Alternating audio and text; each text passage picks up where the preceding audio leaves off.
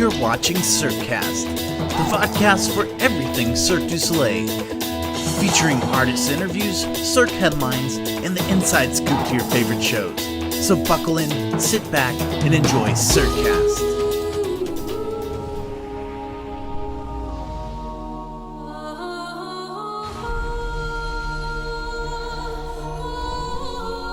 So joining us all the way from Santander, Spain, we have Jamieson Lindenburg with us.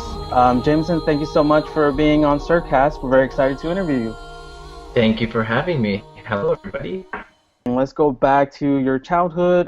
Tell us about you growing up and how did you get into singing?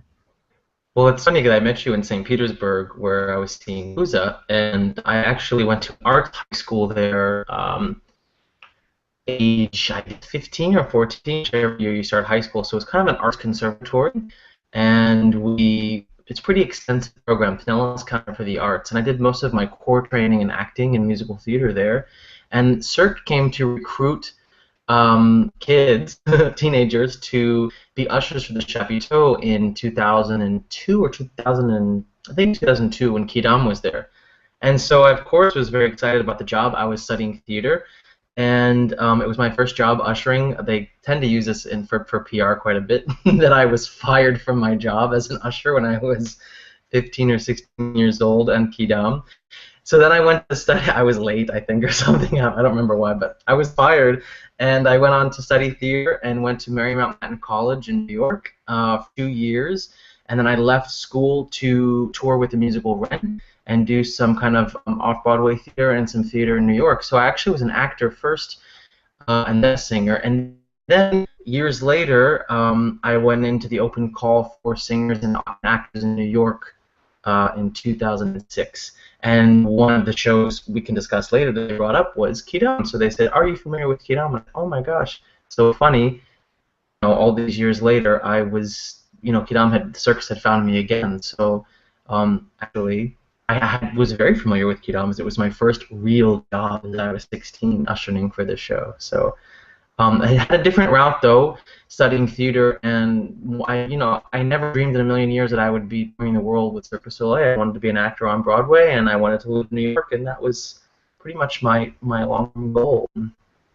And almost 10 years later on the road, since 2008 with Cirque and a few years with theater shows, I'm here. I ran away with Circus. What was the audition process like when you first heard about Cirque? Of course, you jump right into the auditions, or did you have to apply to that, or? At that time, the database wasn't quite so technologically advanced. I'm assuming in that time, 2005, 2006. So I submitted some demos. At that time, you were selected as a group. I'm not sure how many per year they took to then attend a live audition. So then I know that Brianna Rossi from O and from Zarkana, and we were at the same audition in New York City together, which was kind of cool because there were only 5 of us for that for that day, and we were kind of so excited. I knew I had to get the attention somehow, so I actually I prepared a vanity kit. Because I was doing a lot of drag and burlesque in New York, and I thought, okay, as an actor and as a character, I'm going to approach this from a different angle with Cirque. And I never really considered myself as a singer of Cirque. I thought of myself as an actor first. So I went and I sang this humanity kit, and the casting director, I don't know his names, but the casting at the time was like, "Oh, you come back tomorrow in complete drag." And I said, "Yeah, I don't really have anything prepared, but I think I can." So I threw something together and kind of did my bearded lady shtick and sang the Castro song from Zoo and sang the I Like Kid and a lot of kind of jazzier songs. And I said, "Okay, we would like to submit you into the database." And so Zumanity was actually possibly a first plan for me that not many people know about. The next step for you would be to go to Las Vegas and do a test audience and to see what's going on. This might happen, and in the end, it didn't happen. I think that Edie or whoever it was at the time was not leaving, so I was kind of like, well, that's it. That's I'm going to the next audition for our Broadway musical tomorrow, and life will go on. And then I got a call about 6 weeks later for Quidam, and said, Since you sung Let Me Fall in New York, would you mind to prepare a few more songs from Quidam? And that's when I said, yes, I do know the show. It was my first blah, blah, blah in St. Petersburg as an usher. So I knew the music a bit. So they sent me the kits of songs. I prepared the kits. And then I was invited to a small audition in Montreal in 2008, I believe. Yeah, in early 2008. And within a few weeks, I had the job on Quidam, and I think I made my premiere at Royal Albert Hall 2008 into 2009. So, yeah, it's kind of the audition process. It was very quick. It was very exciting and very fast. And again, I never really thought Quidam would be the one. All of these years later, it was in my head going to be Humanity or with Cirque. So kind of interesting to change ships a bit like that. And now, continue on with Craig's role and in a male singer role in Cirque. I just never thought this would be a path for me. So it's been very exciting and very cool and challenging. What was it like transitioning into an already going show, adapting to being with a new team of people, a new cast? Yeah. It's kind of the same shell, kind of like when you're in school and you get transferred to a different. It's the same vibe. It's the same. It is school. And so it's kind of the same ideas. A lot of the same cities we're going to, but with a completely different school body. So all different people. Varekai has been a very welcoming, very warm place to come to. And Craig Jennings is like seriously the most humbling and generous actor and performer you can ever wish to replace. Full of ideas, full of coaching, not there when you want. Very, very, very accessible, and it's been really, really wonderful. I keep pinching myself, like, man, when is the shoe gonna fall? And it's been really great. So, sorry, the question was, how has it been with new people? Really great. Really fun. Now, there's vocal differences between Quidam and Varekai. Are you finding you're trying new things and learning new things from this, or? Totally. First of all, let's talk about lyrics with violin, with karate versus Benoit. I mean, it's a very heavy score. Quidam, obviously, a lot of ahs, a lot of moods that you have to try and set. And violin scores are so lyrically challenging and solely challenging. And so right away when I heard the music, I just thought, oh my God, how are you going to do? How can you do this? What's interesting though is that Varekai fits my voice a bit better, I think, because it's higher. Whereas I think Quidam was a bit more of a baritone role, like Corteo, in my opinion. So it's most of the comments that I've gotten from our sound guy who worked with me on Quidam as well, and from friends who've seen the show, have said your voice just fits much better this show in general, which I thought I was going to be more vocally challenged, more tired, I guess, because of the amount of singing that I'm doing in Varekai versus Quidam, and the amount of physical activity that I'm doing, obviously as a character now. So I just was thinking, my God, how am I going to, well, this is going to be such a huge change for me. But actually, my voice feels really great. Like I feel because it's more in my range, it's a lot less straining than trying to create so many atmospheres on Quidam.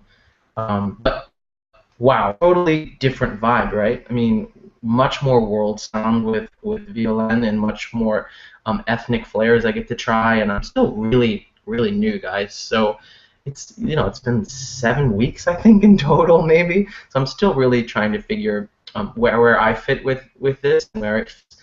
But it's really, really exciting for me. Yeah. So again, yeah.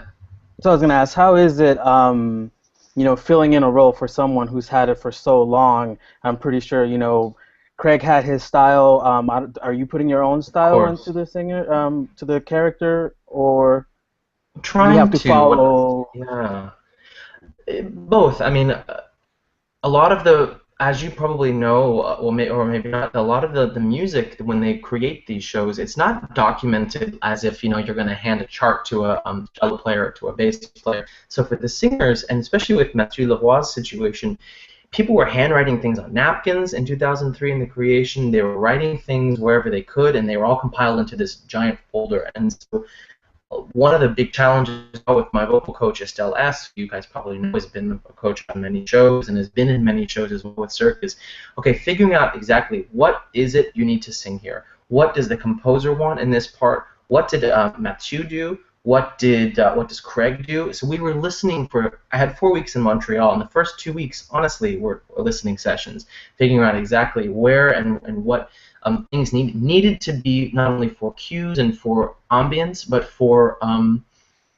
visually what happened on stage. Then we start to play a little bit with, okay, well, Mathieu does that, I really like that, and Craig does that, I really like that, so let's mix the two. And what would you do there? And all right, let's sing through this, and you do a riff, and we play, and we find something that is similar and cohesive enough for the audiences not to get for the artists not to get thrown off. Because ultimately, I don't want to walk into a role and something totally different to where people are, ooh, whoa, I kind of had that experience when I replaced André Beaulieu. It was like, whoa, it was such a contrast to what everyone had heard before, maybe with a bit with Alain or with some other tenors, but it was such a contrast that I think it threw the community, the Cirque community, I remember reading quite a bit online, and threw a lot of people off. And so I tried not to do that this time. I tried to match as much as I could with what Craig was doing, and then add a bit of myself. And over time, I'm sure as I get more comfortable, it will become my own. But I definitely made a clear effort to keep it pretty solid with what Craig had built for 12 years. I mean, what a human being. And so I knew that was going to be a really big challenge. But coming from theater and coming from the Broadway world and watching, my friends going to replace Idina Menzel in Wicked, or my friends going to replace so-and-so, I've seen what they've gone through, and I understand what that's like to step into a role like that. And you just can't get caught up in it. You've been brought to the table, you've been hired to do this, and you just move forward. So try not to get too in my own head about, oh my God, and it was only Craig, like I'm just trying to do what I do as best as I can to what I think Isabel wants, and I mean to what Violaine wants, and can I add how amazing it is to sing with the composer's sister each night? I mean, if there's ever a reference that you would want, it's to have the opportunity to bounce ideas off of someone who is directly related to the person who gave birth to this beautiful score. So I feel also very blessed in that as well, to have that kind of rapport with Isabelle Corradi. You get to play a little bit more as a character now, right? Oh my gosh, totally. What a freaking concept for me. I miss the stage so much. It sounds so awful. Not awful. It sounds so, I don't know. Standing in the back in Quidam, standing in the back anywhere for a long time, as you can imagine, can probably, as an actor, just drain your soul, yeah?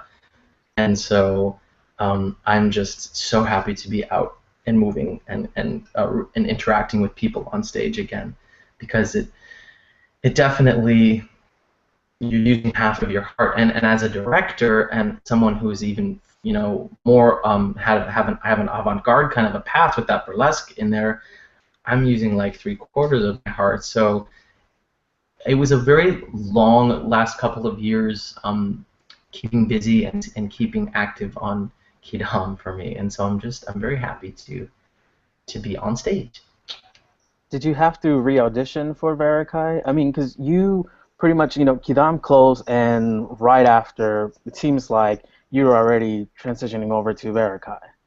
To Varekai. Well, it's interesting because we were supposed to stay open. I'm not sure if you guys, there were lots of rumors. So at the time, it was like, Craig might be leaving, Craig may not be leaving. We don't really know what is going on in his personal life. We'd like to just put this out there since you will be on redeployment very soon. And at that time, we were going to be the first show to close before some of the other shows. So I think as far as, a timeline of things, it was like, okay, here's the idea. Are you interested? Yes, I'm interested. Wait, you're staying. You guys aren't closing. Oh, okay, cool. I'll stay here. Wait a minute. this show is going to close, and then there was so much happening that I had to definitely send in to the band leader and send in to the artistic director. But this actually was brought to the table years ago, maybe 3 or 4 years ago, by my artistic director, or two artistic directors, one who's moved on to Taruk and one who is now the senior artistic director. So it's something that they've been kind of, what's the word? Preparing, or like kind of, preparing me for a while for this transition, because I expressed that I wanted to do something a bit more on the character side, or maybe a new creation. So it's been something in the plans for a while, but luckily Craig was very flexible with when he was leaving, and it worked out. But it's been cooking in the plans for a couple of years now. Yeah. So you did get to do Big Top with Quidam, correct? I joined in the Albert Hall in 2008, 2009, and then I did 2 or 3 years in the Big Top, maybe 2 years, all of South America, and I don't know how long that was. Yeah, and then we went to Arena, and then we went back to the Big Top in Korea. How was the transition from Big Top, going from Big Top to Arena? Because in the Big Top you were in a city for much longer, and in Arena you're pretty much in a city for a week, or sometimes even less. Yeah, first it was very difficult for me because culturally I don't get to see as much. I really get to immerse myself in a place and get to know the people and the local food, and you have an apartment and a kitchen. I get to go to yoga. I get to do the things that I want to do every day.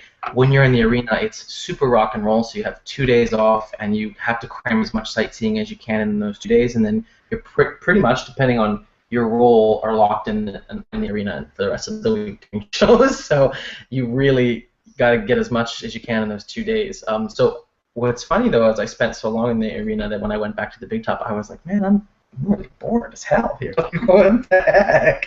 So there's a nice balance. The transition was cool because we had all new artists, which is something Varekai has done recently in the last few years. So I'm still kind of coming in here with all of this new fresh blood and a lot of big transitions in the show. So I feel new, but I don't feel quite new because I've been in the company so long. So I see some familiar faces. I see it's definitely a new job, but it's the same vibe. It's just like the bomb, man. It's so great. I'm so happy. I have a small question. So they live streamed the last episode or the last show of Quidam, and I watched that. How was that emotionally for you? Because just watching it on a crappy little camera, I was just filled with emotion. Like, you could feel the intensity just coming through the screen. Like, how was that to be on that stage? The last show, it's over, it's done, here it is. It's like a wedding and a funeral on the same day. It's like you're so sad, but you're so happy and so celebratory of this beautiful piece that it's something I don't think many can describe. I have to keep it real and have to always keep things pretty honest and open. We were far away. New Zealand is a faraway place. So it was very difficult. A lot of the other shows got to go back to Montreal and they got to kind of have a nice hurrah, but it was hard for us because we didn't have a lot of folks come. A lot of our families couldn't come, and a lot of people. So my point is to stream that, to have you guys all there supporting, and to watch that was so special for us because literally it was with the other side of the world. So we were getting like live tweets and live messages during intermission, like, oh my God, you guys are doing such a great job, from fans and from family and from creators, and all day it was just it's like a wedding. It really felt like a wedding, and beautiful and sad at the same time. And there's always that hope that one day, they'll bring it back. And it's a rough thing to go. It's like a breakup. It's like I don't know how to quit you, Quidam. It's like it's so hard to explain. It's like a bad boyfriend. I sat there crying and eating froyo with a glass of wine in my hand. Oh, that sounds awesome. I would be doing the same thing. I was actually eating froyo and crying and drinking wine on stage.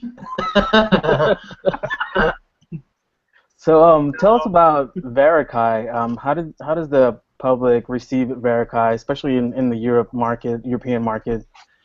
Well, there are many changes in the show. I saw the show a year ago, and there's there's been so many changes even since then. The show just keeps getting better and better, in my opinion. Things are getting just a little bit like cleaned up and clipped, and new acts and new blood, and like I don't know. Like I said, I saw the show in Tampa, I think, when I was on a break, and then I came in Russia, and I was really blown away, and I love Quidam. Like, come on. I love Quidam, but I really love Varekai, and like I think it's become my absolute new favorite show. So that being said, the audiences are eating it up. I mean, we're in Spain, and you know how Spanish people are. Freaking the Latino community is off the wall here. They're so supportive and loud and crazy, and it's been incredible. Russia was really great too, because we're going to smaller markets now. We're going to places we haven't been, and people feel very special with that. Like, wow, you guys you're coming to Santander. That's amazing. So they're so excited. I think we just added a few shows in our last city, Murcia, and it's selling very well. So it's cool to be also on stage for that too, to feel the audience rather than just so far back on the bandstand, which is a great place to be. But it's different for me, so it's really cool. Are there any new songs in the show that weren't part of the original show? No, I don't really think so. I think that there's like Olga and Tatiana, you know that act? Mm-hmm. That's kind of like that song was a backup many years ago, I think, but it's currently not on the show. They've used, like, the Roussier has now come in for the juggling spots, so we've reworked some things. They're a little bit different, but musically I think it's pretty much the same. Like the Meteor song is now the acro tumbling, and things just take a different face, but I think pretty much everything's the same. What is your guys' favorite song from Varekai? Oh my lord! Oh god. That's a hard. That's a tough one, because Varekai musically it's one of the best. Yeah. I love the. It's one of the most. It's like you said earlier, lyrically it just, man, it takes you places, and the vocals are just so intensely unique. Like I can't, from start to finish. I mean, seriously. And I think that this show was the one that really brought Cirque's musical, like that world music vibe, and people got a lot of people's attention with the CD and with Violen's music. I think this is the one that really got the attention of the rest of the world musically listening. Just the wind section, and this guy Jose plays, I mean, like 12, 13, 15 instruments in the show. It's crazy. It's amazing. It's a marathon for the musicians. It's a marathon for the singers as well. The hardest part of the show for me is the swing setup. I don't know exactly what. Maybe that would be on a CD, or it's like all the I mean, my gosh, it took me a solid 5 days to really get that in my body. And every night I still am like, okay, that's coming up. Whereas Tissue for me was like seriously giving me a panic attack every night, because vocally, yes, it's incredibly challenging. Emotionally, it's incredibly challenging. But then you're out there. Another thing that I'm having to get used to on Varekai is with the microphone, I could step, clear my throat, step, okay, I'm good. But when your mic is constantly on, it's the same as theater. It's something I hadn't done in so long. There's just no way to cover when you've got mounds of phlegm or really great gelato in Italy that's coming up, from lunch.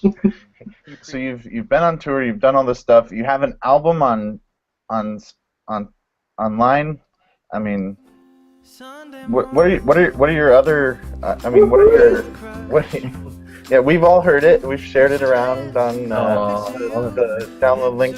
I mean, not the download link, but the iTunes link.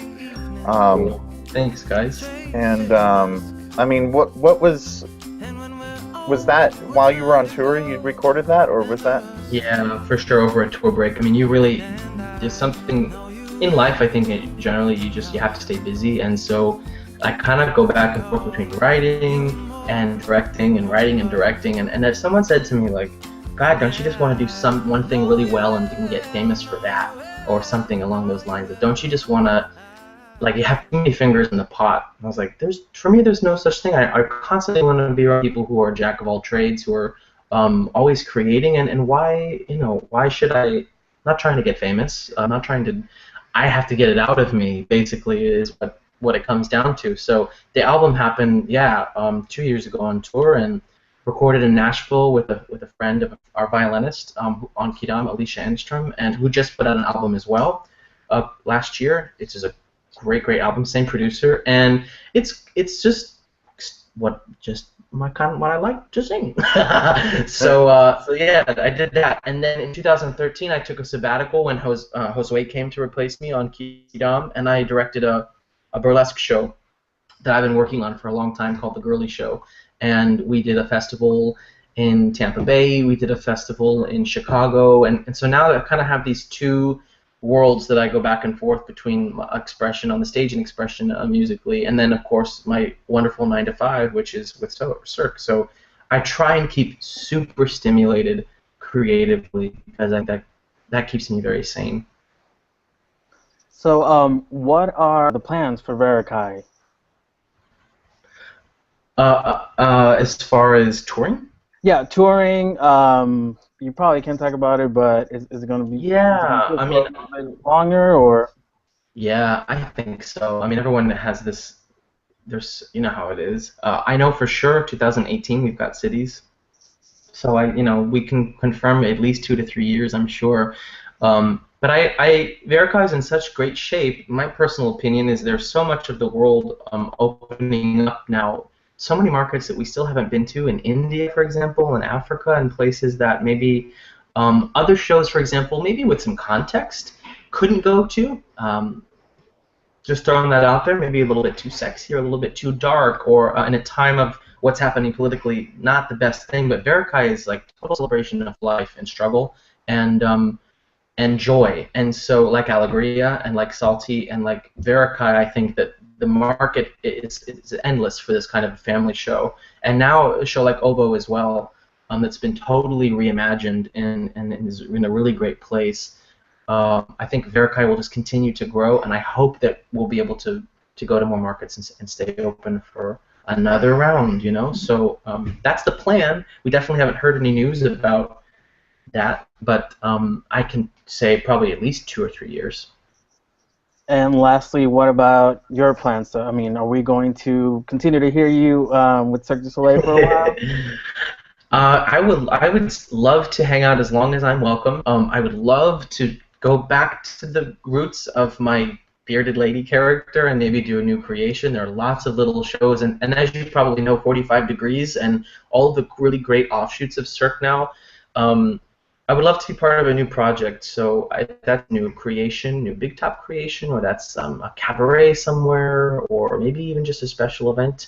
I would just be really thrilled to do something like that. I'm more in the acting world, so for now I'm gonna take it year by year, month by month, minute by minute with Varekai and see what happens. But I am open and always staying positive, guys. So thanks for this great time. It's been so fun, so fast.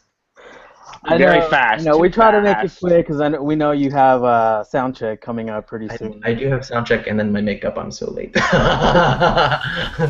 Jamieson, thank you very much for joining us. It was definitely a fun interview, and unfortunately we couldn't be with you longer. But we hope to hear you in Varekai, if not in a new project or any other of your projects. Thank you guys, Ian, Jose, and Dario. Nice to meet you. And to all Circasters, have a great summer. Stay cool and come see us out on the road.